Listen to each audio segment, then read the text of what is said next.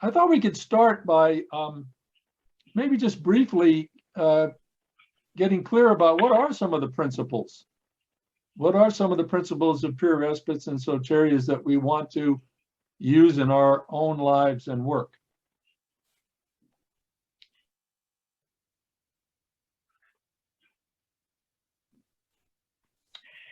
Maybe. Go ahead.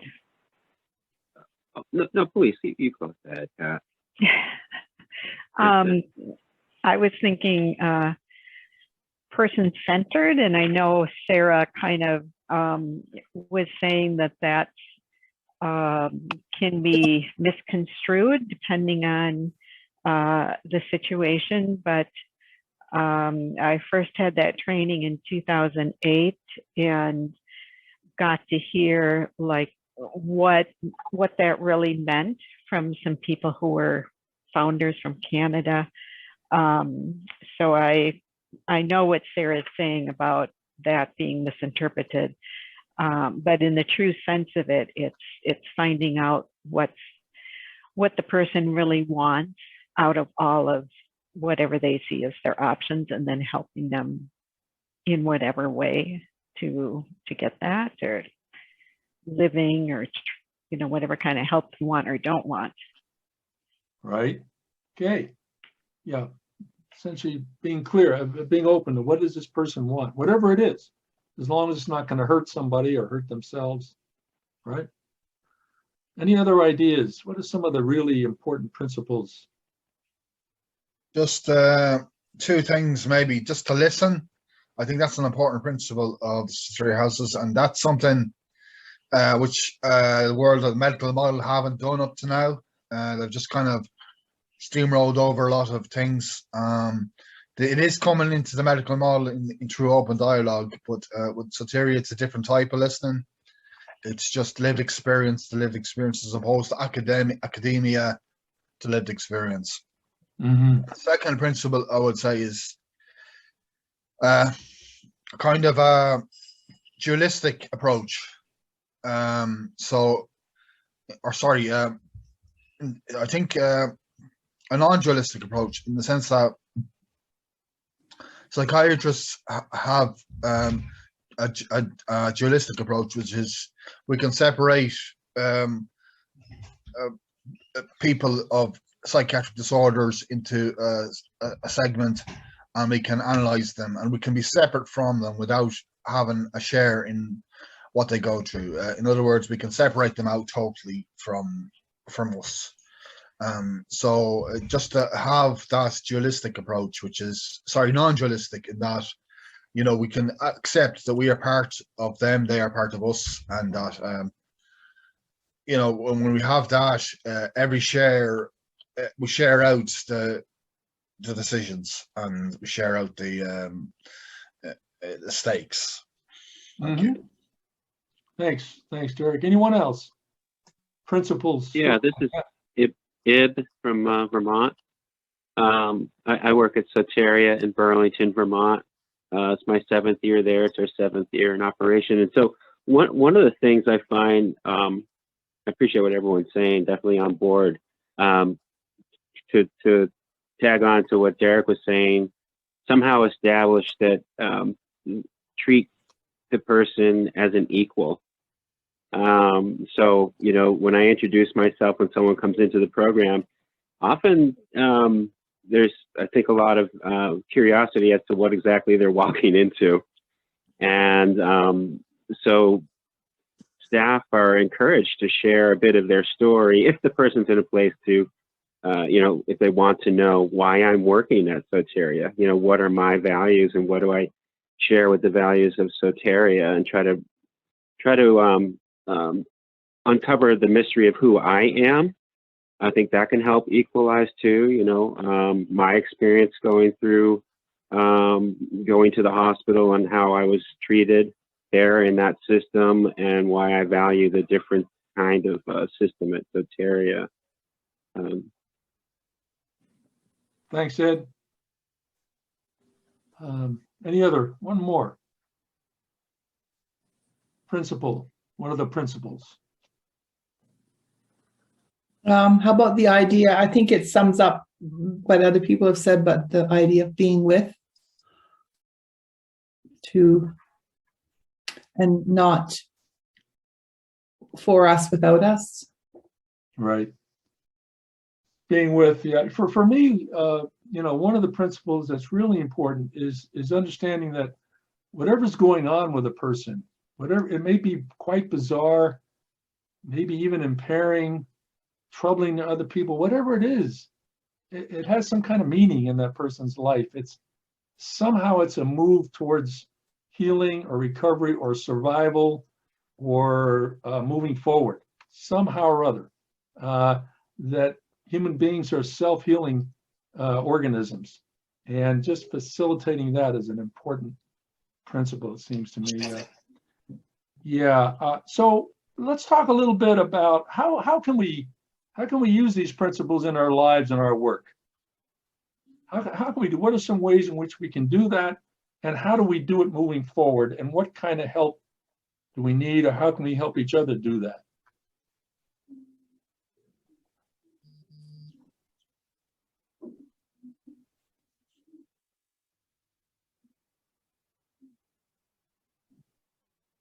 Celine. I'm going to give my humble answer. Go Quite for it. impressive to see this gang of people. I'm from Montreal, Quebec, Canada. I think one of the ways to use that in our personal lives is to be in a peer support group of some sort. I feel that it's one of the greatest ways to learn, because as peers, we're all equal. And there are challenges to be in a peer support group. So I think we will live personally everything that we're trying to develop for ourselves. That would be one element of an answer. Thanks. Yeah, just people can pipe up, or if you want to use the raise hand option, you can go to I guess reactions at the bottom of your screen, and there's a raise hand icon. You can raise hand, and we can organize a little bit. But otherwise, people can just chime in, unmute yourself, and say what you have to say. Julie.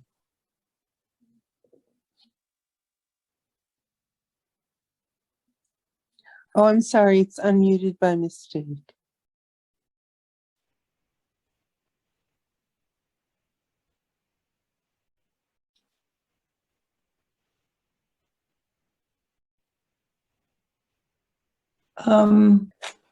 Maybe I could say one of the principles of open dialogue is tolerating uncertainty. So using that in our work or in our home, and just being patient and kind of having that in the forefront of your thought, not to jump to conclusions and not make assumptions, because as you said, usually there's a very good reason, or there's something has happened, like what has happened to the person, so that is the way they're presenting themselves. Mm-hmm. So tolerating uncertainty might include for a very long time, or just a moment, or with one act, but not to call the emergency. Mm-hmm. Stay calm. Slowing down. Stay calm. Yes. Yeah, Una, you're muted. There you go. Oh, right. Thank you. I belong to a peer support group where we do listen to one another and accept what happens. If someone cries, it's fine. If someone feels they have to let off steam, that's fine too. And we take equal time in our group. We divide the time that's available, and we take turns. And so for me, one of the important things is that it's okay to be angry and to let that out. but not at a particular person, Mhm. at the unfairnesses of life, but not at particular people, especially not in the same group.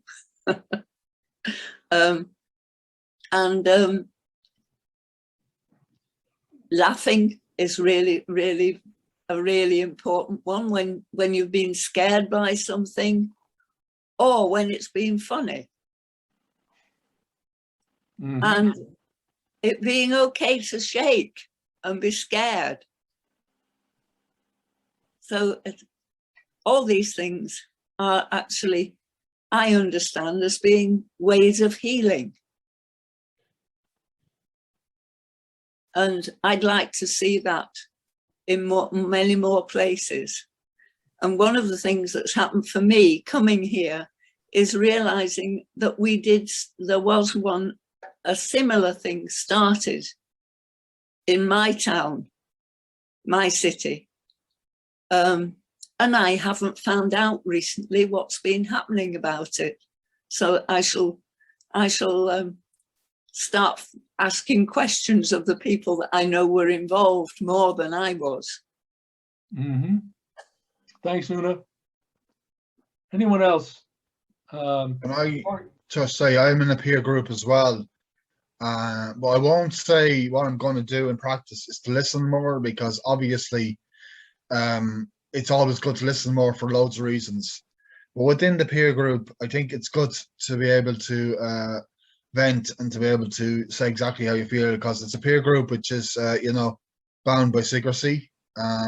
But that it's just that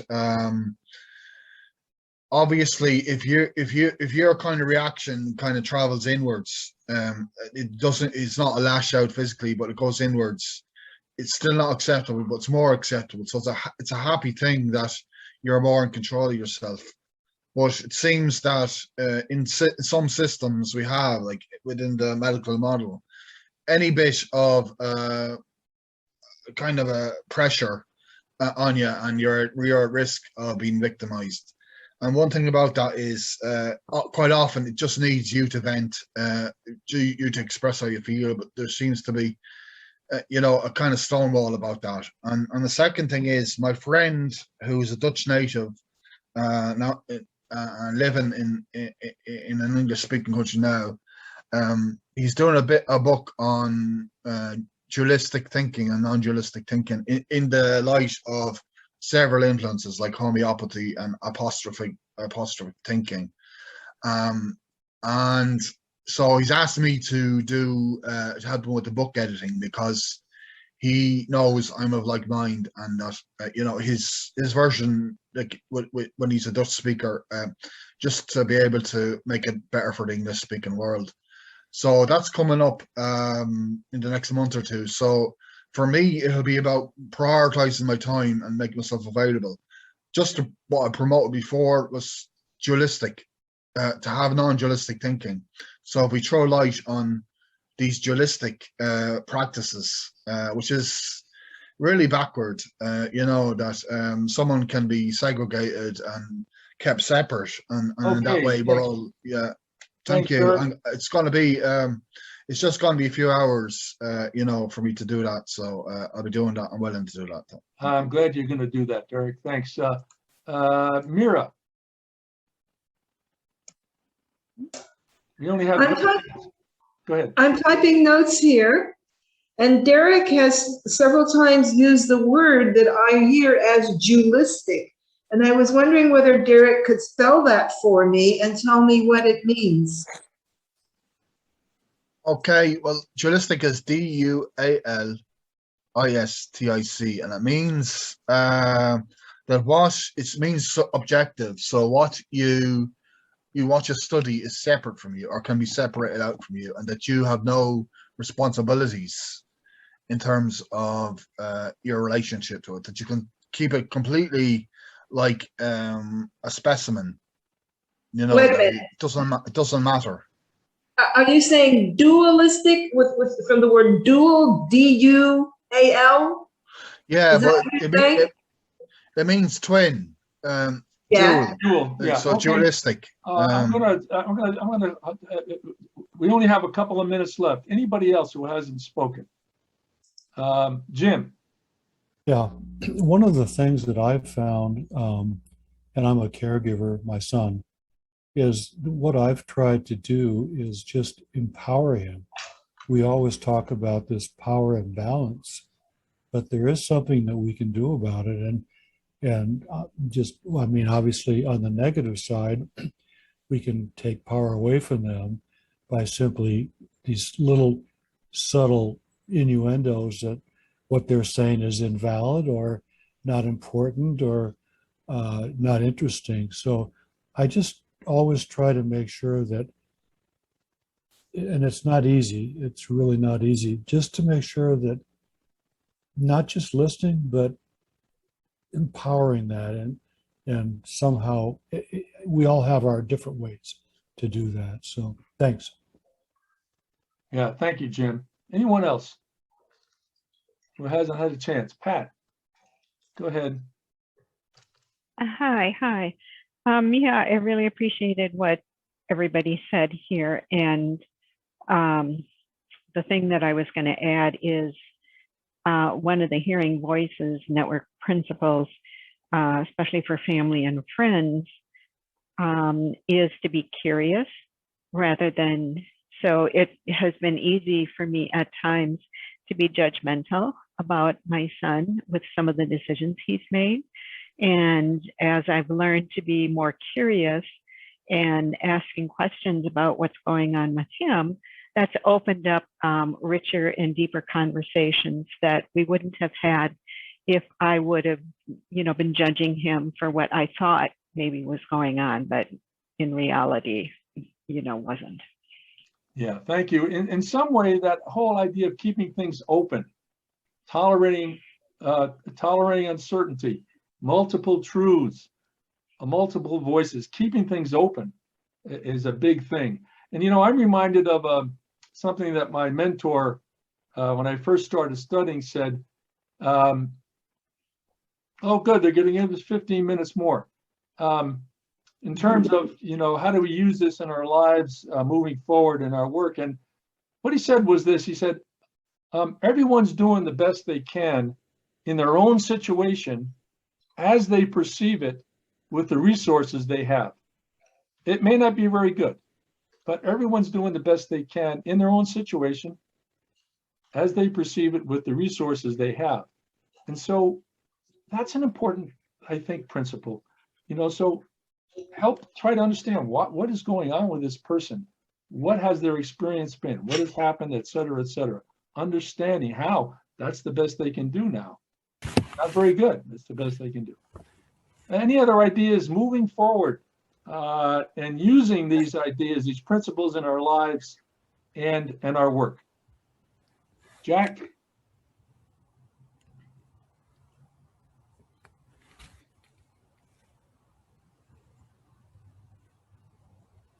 Hi, Jack.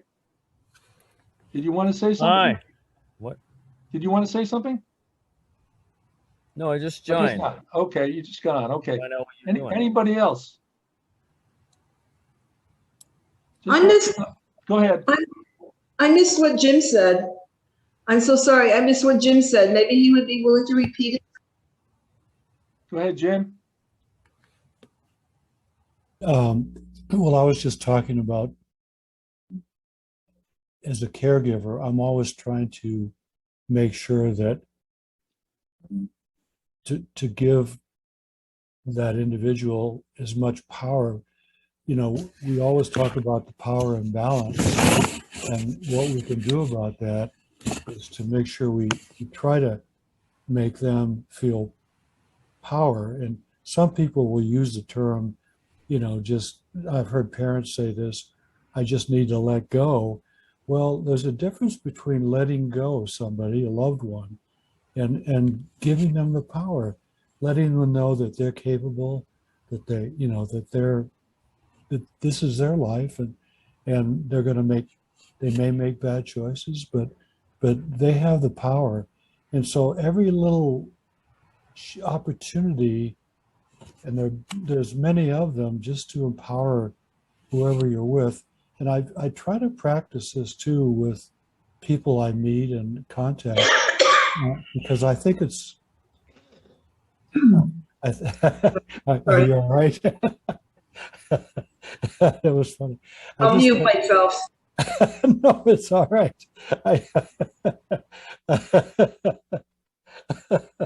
I'm sorry.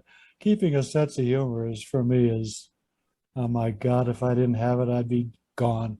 So, and I think that covers what I was talking about, Mary. It sounds great to me, but I'm wondering how you do it.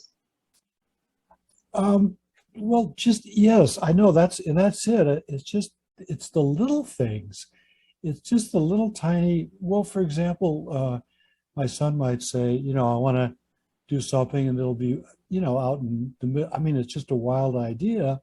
And rather than say, oh, you can't do that, we're not going to be able to do that, say, that's an interesting thought. And so it's just the vocabulary and the approach that we use to the little things. Focus on the little things that are said and done. If he and I think the other term that I'm careful about is being condescending. We don't want to be condescending and say, oh, you ate all your food, or you had a good meal, or you had a good day, or you seem to be doing better today, or I never ask how he's doing today, or any of that stuff. That's just irrelevant. And so I focus on on just those conversations. And I never force conversations. I'm careful about avoiding that, because a forced conversation is just that. It's a forced conversation, and it doesn't have the authenticity of a real communication. So Yes, I think how we respond to people is very important. I had a patient who one time, she said to me, well, I was christened by the first pope. And I asked her, I said, well, wait a second, the first pope lived 1,500 years ago. She said, oh, I mean the pope now. And I didn't know then enough to do this, but what I could have said to her was, oh, that's really interesting. I don't think the pope christens everybody. Why did the pope christen you? I wonder why the pope christened you. And she would have told me why the pope christened her. And then we could have talked about the pope and her and whatever, So how we respond to people, and I think this, going along with Jim's idea, giving people the message that we're interested in what they're saying. It may be quite bizarre. We're interested. We would like to hear more. Hear more about what's going on. What? Yes. Anyone else? Just pipe up. We haven't heard. Okay. Go ahead. Yes. Hi, my name is Sarah. Thanks for having me. I just wanted to, introduce myself. I really enjoyed this now 5-week summit. I don't have or live near or know of any Soteria or Peer Respite places near me, but I love the concept. I am someone who's in protracted withdrawal from psych drugs. And so the concept of peer help, peer listening, lived experience is really important to me. I don't have that locally, people with lived experience, but throughout Zoom and the pandemic has really opened up, being able to be in groups and settings of people who've walked that path. So I'm really grateful to be here, and just wanted to kind of say hello to everyone. I haven't felt comfortable speaking of just in the larger summit. So it's good to be here, and thanks for having me. Great to hear from you, Sarah. Welcome. Yeah, and I'm wondering about, does anybody have any ideas how to use these principles in sort of everyday life, in the work settings, how we might help each other do this more?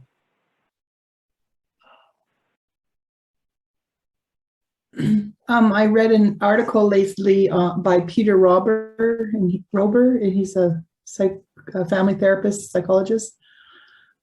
And he talks about like not to push strongly for change because that's what the person will come to themselves. And then you pushing for change is really like a colonial act.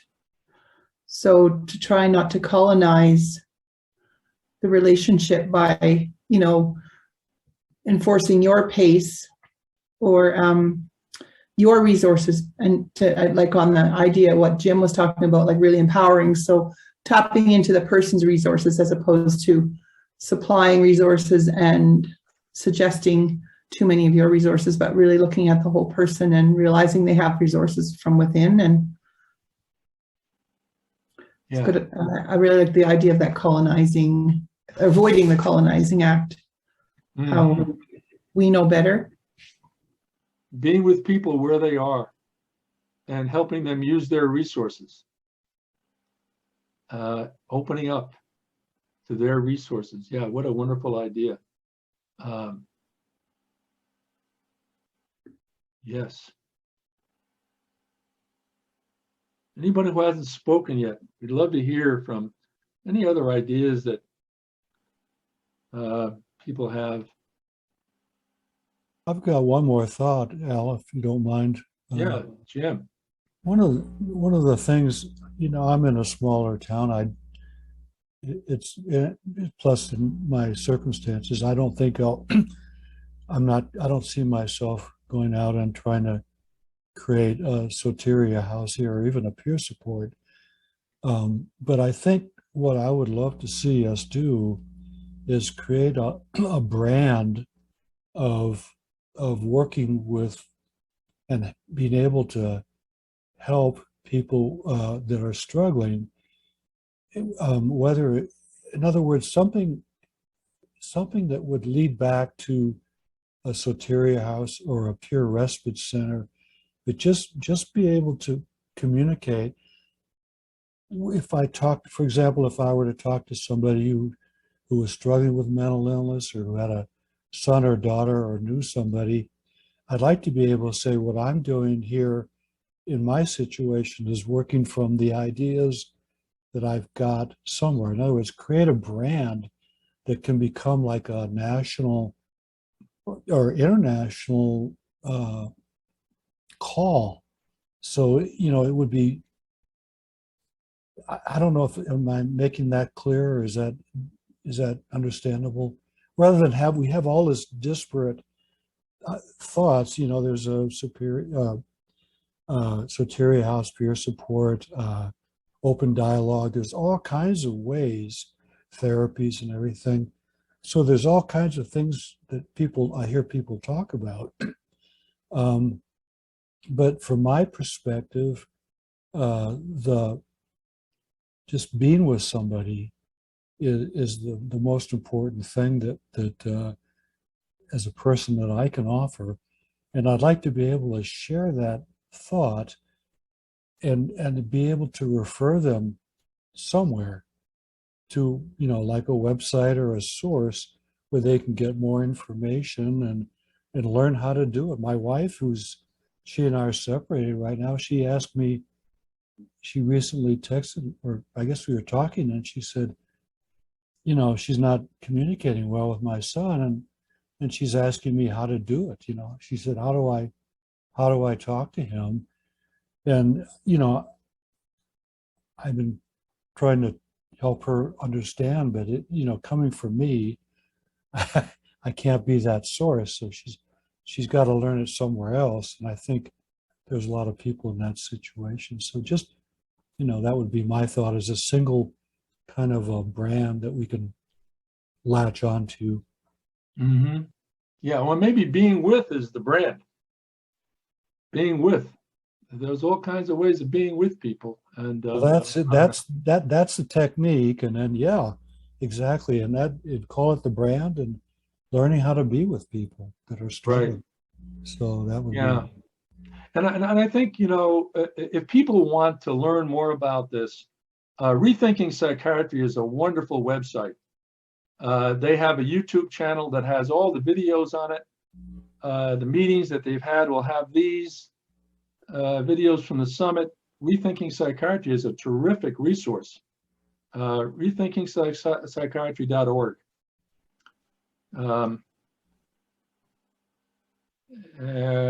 Anybody else?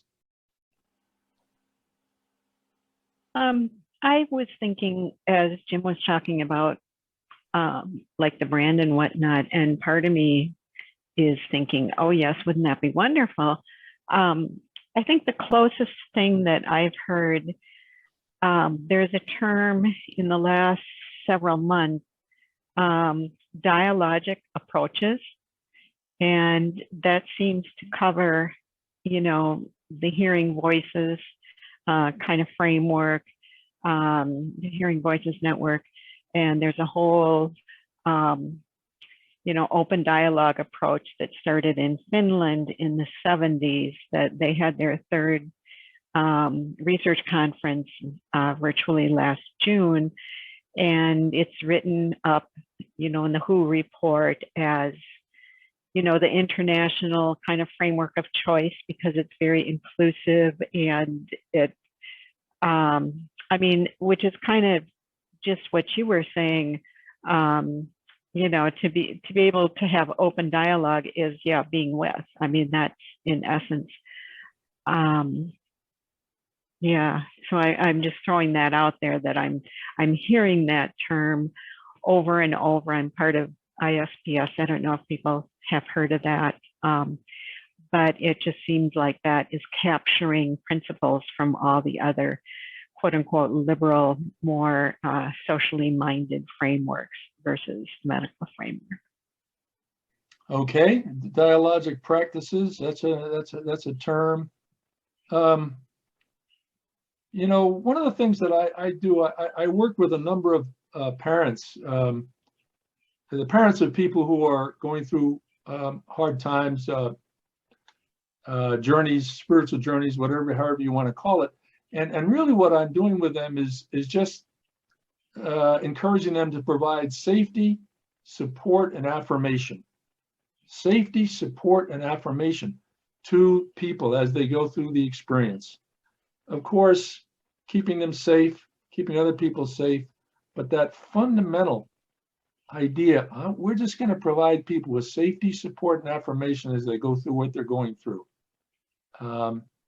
Being with them in an open, curious, maybe supportive way.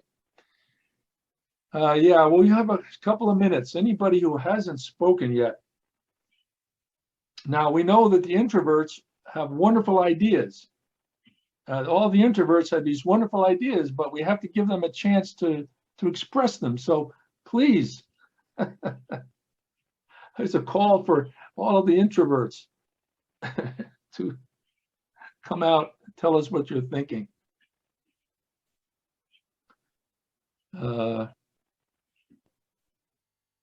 Well, oh yeah, Penelope, go ahead. Hi, I started into this program having heard about it only in the fourth week. So this is only my second time here. And the struggle that I'm having as a parent of a person who's really struggling is that I feel as if I need to be empowered myself to come up against the system that has kind of wrapped its tentacles around my son. And I need some really almost an initiatory training, I feel, to overcome that sense of powerlessness. Any suggestions?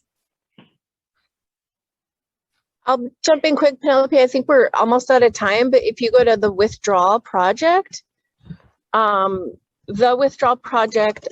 surviving antidepressants.org. I'll put it in the chat. It's not just for antidepressants, but I know I'm just getting a thing that says like we're barely out of time, but I'm so glad that you're asking those questions. Okay, well, thank you, Sara. Another site is Inner Compass. Look up Inner Compass, a website. Yes. The Rethinking Psychiatry website. And Mad in America.